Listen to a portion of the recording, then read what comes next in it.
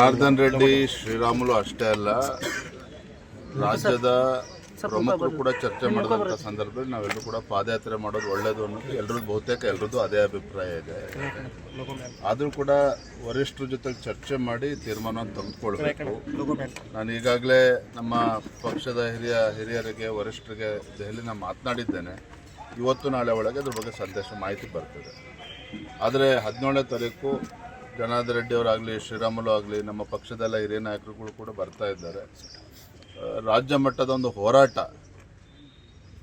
ಯಾಕೆಂದರೆ ಈ ಕಾಂಗ್ರೆಸ್ ಸರ್ಕಾರದ ವಿರುದ್ಧ, ಈ ಕಾಂಗ್ರೆಸ್ ಸರ್ಕಾರದ ವೈಫಲ್ಯಗಳು, ಭ್ರಷ್ಟಾಚಾರ ಏನು ಇವತ್ತು ರಾಜ್ಯದಲ್ಲಿ ಒಂದು ರೀತಿಯ ಅರಾಜಕತೆ ಸೃಷ್ಟಿಯನ್ನು ಮಾಡ್ತಾ ಇದೆ ಕಾಂಗ್ರೆಸ್ ಸರ್ಕಾರ, ಇದೆಲ್ಲದರ ವಿರುದ್ಧ ಇವತ್ತು ರಾಜ್ಯದಲ್ಲಿ ರೈತರ ಸಮಸ್ಯೆ ಇದೆ, ಡ್ರಗ್ಸ್ ಸಮಸ್ಯೆ ಇದೆ, ಇವೆಲ್ಲ ವಿಚಾರಗಳನ್ನ ತೆಗೆದುಕೊಂಡು ರಾಜ್ಯದಲ್ಲಿ ವಿವಿಧ ಹಂತಗಳಲ್ಲಿ ಹೋರಾಟವನ್ನು ಮಾಡಬೇಕು ಅಂತೇಳಿ ಈಗಾಗಲೇ ಪಕ್ಷ ನಿರ್ಧಾರ ಮಾಡಿದೆ.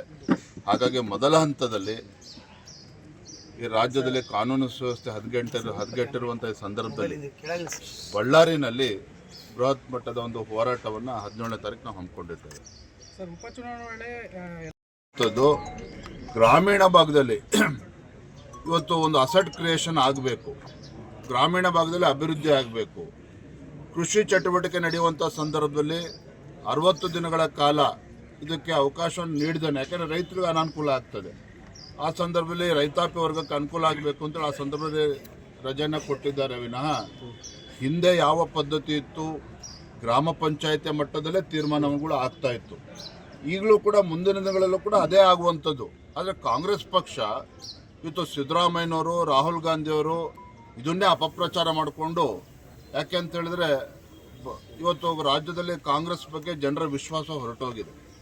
ಹಾಗಾಗಿ ಈ ವಿಚಾರ ತೆಗೆದುಕೊಂಡು ಮಹಾತ್ಮ ಗಾಂಧಿಯವರ 2ನೇ ಬಾರಿ ಕೊಲೆಯನ್ನು ಮಾಡುವಂಥ ಕೆಲಸ ಭಾರತೀಯ ಜನತಾ ಪಾರ್ಟಿ ಮಾಡಿದೆ ಅಂತೇಳಿ ಅಪಪ್ರಚಾರ ಮಾಡೋದಕ್ಕೆ ಹೊರಟಿದ್ದಾರೆ.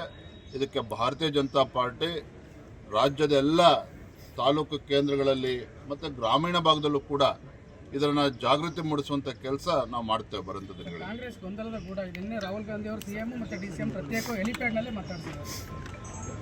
ಇರ್ಲಿ ಪಾಪ, ಅವರು ಆಂತರಿಕ ಕಚ್ಚಾಟ, ಒಬ್ಬರು ಮುಖ್ಯಮಂತ್ರಿ ಕುರ್ಚಿ ಉಳಿಸ್ಕೋಬೇಕು ಅನ್ನುವ ಆ ಕಾತರದಲ್ಲಿ ಅವರಿದ್ದಾರೆ.